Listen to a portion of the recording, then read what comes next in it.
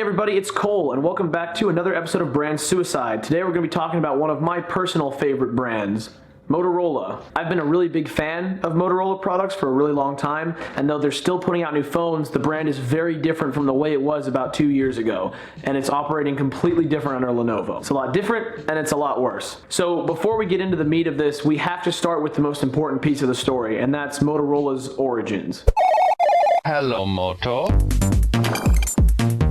Now, Motorola has a much longer history than we really need to get into, beginning way back in 1928 as Galvin Manufacturing Incorporated, later becoming Motorola Incorporated. The company sold all kinds of stuff, from modems to video recorders to cell towers and amplifiers. They made the first mobile phone, the first flip phone, and the first clam phone, later producing smartphones beginning with Google's open source Android 2.0 on their first Droid. Now, I could go over the company's history and its entire story, but this isn't about Motorola, it's about its phone division, which split off in 2011 and became Motorola Mobility.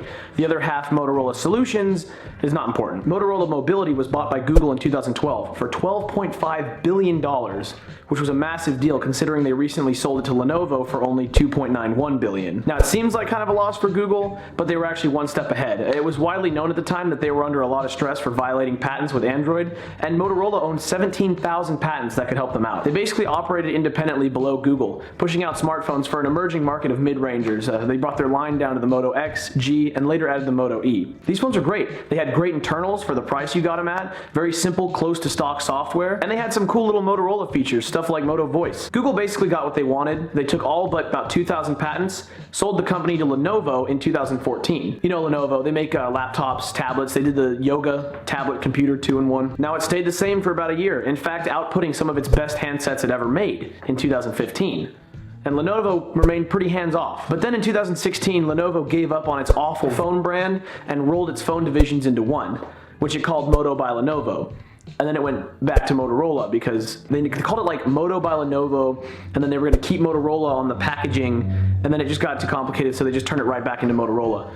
Who knows? And here we are. Now we got to start with why Lenovo bought Motorola from Google in the first place. And that's because they suck. Have you ever seen a Lenovo Vibe phone in the US? You haven't, because they suck. They don't even sell them in the US. I mean, look at this thing. They had ugly software. They had really just terrible processors. Like, flagship smartphones nowadays usually use Snapdragon 800 series chips. Lenovo's Vibe phones had Snapdragon 415s in them. In fact, that's why Lenovo bought Motorola, was to move into the US smartphone market. And the purchase immediately made them the third most selling smartphone maker in the world. They kind of just cheated their way to the top. Moto put out some of their greatest designs the summer right before Lenovo merged divisions. Look at the Moto X Pure. This was like their staple main Motorola phone with a neat variant, the Moto X Play. Now this thing was absolutely beautiful. It had front-firing speakers, which if you follow me, you know that is a priority. This great design, the camera was flush with the body, and it came down to this little dimple, which was perfect for holding. You could put your finger right on it. The camera was great. It was really just an all-around fantastic phone. Their other smaller phones, the Moto G and the budget-friendly Moto E, were also very nice looking, and they had a very consistent design scheme. They were great. They were ergonomic. They were fantastic for media consumption. All around really solid phones. And then Lenovo dumped it down the drain. First of all, they got rid of the Moto X entirely. They just stopped making it. Instead, they released their phone, the Moto Z. And let me tell you, this is not a very nice looking phone. Like, first of all, they dropped the front firing speakers.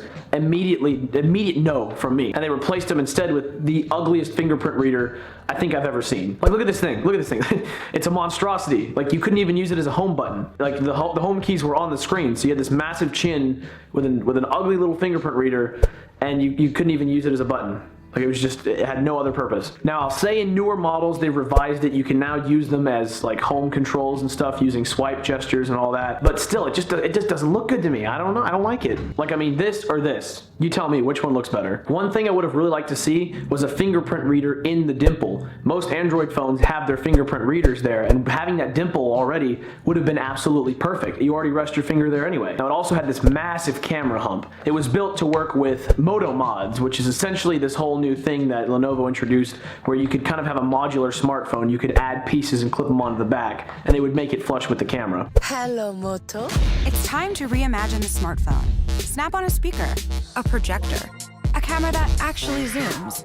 Goodbye, same. Hello, Moto. Get excited, world. The Moto Z with Moto mods. In the end, it's really just a gimmick, just like the touch bar on the MacBook Pro or iris scanning on Galaxy phones.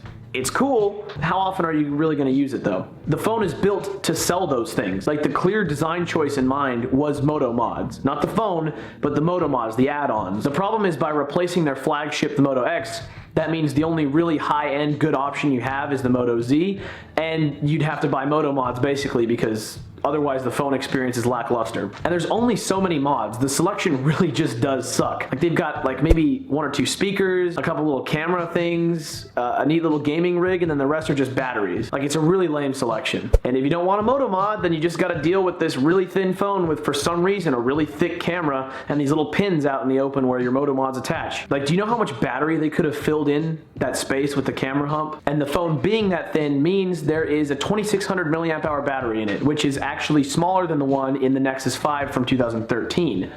For kind of a comparison there. And look at their other phone lines. Tell me this mess just there's no consistent design language between these different editions, and it's just what is this, the G5S Plus? How many different types of phone do you have to crank out, Moto? One of Motorola's greatest services of all time was Moto Maker. When you bought your Moto X, you could customize it down to the finest details. You could customize the color, you could customize the accent color of the metal. You could even change the back of the phone from wood to bamboo to this beautiful ribbed rubber that just it was very tangible, very rubby, your phone wasn't slippery, you could hold it perfectly. You could add a custom boot thing with your name, have your name engraved. You could essentially make this your phone. It was one of the most customizable phones in the world, and people hailed it for that. The whole thing was that Motorola was all about customization. But guess what? Lenovo killed that too. Now entering Moto Maker, you essentially... So, editor's note, after going and checking just now in the middle of editing this video, I found out that Moto Maker is actually gone. There is no more Moto Maker on the website. Now, where it used to say build your phone, it just says buy now.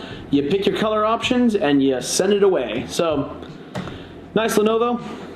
No more Moto. At least earlier you could the only aspect of Moto Maker was to put mods on your phone. So I guess it's improvement because at least we're not lying to ourselves. But yeah, no more Moto Maker. Nice. One of Motorola's greatest products was not just the phone, but how it was tailored to whoever bought it. It was really your phone. It was one of the biggest chunks of Moto's identity at the time, and Lenovo just erased it. And then honestly, this one's not really a surprise, but they bumped the prices up, of course. The Moto X was priced at $399 when it launched. The Moto G, $179. The Moto Z began at $699, and the newest one is $720, and the G is $229. Now the price hike on the Moto G wasn't so bad, but the Moto Z literally nearly doubled in price from where the Moto X used to be. And that's insane, considering you still have to pay those prices for Moto Mods or customizable back clips or any way you want to customize the phone. It's all about the money to Lenovo. Hello, Moto. Frankly, Lenovo's purchase of Motorola did more to devolve the brand than evolve it. Through hiking prices, killing Moto Maker, the Moto Mods gimmick, it's honestly gone from the beautiful, powerful, yet price-effective phone company to just another phone maker. And it's really sad because you can see the trend change from caring about customers and experience to just selling specs and gimmicks for more money. The old Motorola cared for customers and design. Their phones weren't game-changing. They didn't change the market or push new trends. They were just really good phones that you could afford and make your own. The new Motorola just feels like another big phone company with flashy specs and weird gimmicks just to upsell. Their phones only come in 3 different color options. They're too slim. They took the headphone jack out just because everyone else has been doing that, and they cost a lot. Lenovo didn't make good phones, and so instead of taking that as a hint and just focusing on their computer industry, they instead bought a more successful phone company and then forced their design and ideas onto that name, essentially just to sell more phones. It's not the same. And I think it's summed up really well too in this review by Pocket Now of the new Moto Z2 Force. Take a look. Where's that leave us with the Moto Z2 Force? I keep coming back to the word incomplete. Out of the box, we've got a shockingly thin frame, but exposed tech guts and a battery many in our audience will feel is inadequate. We've got a shatter-resistant display that could really benefit from a piece of glass stuck on top. We've praised several phones this year for including a complete experience in the box, By contrast, this Moto feels like a platform to encourage value add-on accessory purchases. And so in the end, the Motorola brand has really died for me. When I look at their products now, I think more of what can we sell than who are we selling to. And it just kind of ruined the magic of Motorola. That's going to be it for this episode. Thank you guys so much for watching. If you enjoyed, don't forget to leave a like. I'm always taking ideas, so if you have a company you'd like me to take a look at, talk about, as always, put it in the comments, shoot me a tweet, something like that. And that's going to be it. If you'd like to see more brand suicide, one of these sides there's going to be, I think it's on this side, there's going to be a card popping up for the playlist, full playlist. There's a bunch of other episodes. I did one on YouTube, and I will see you guys in the next video. Peace. Hello, Moto.